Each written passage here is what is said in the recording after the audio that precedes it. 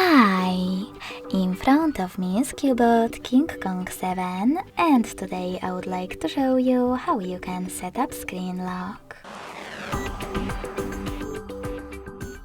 Begin by going into Devices Settings and scrolling down just a bit to access Security.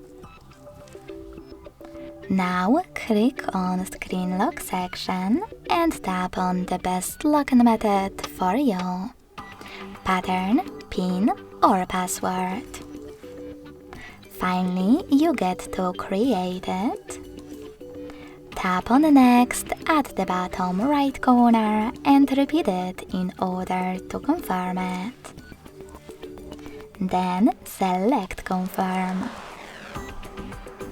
Now just tap on one of the available options to answer the question how do you want the lock screen to display your notifications. Show all notification content, show sensitive content only when unlocked, or don't show notifications at all. I will go with the last option, so when I tap, I need to click on Done at the bottom right corner. So finally, when I switch off my screen, then turn it back on, I can see that pattern is now required.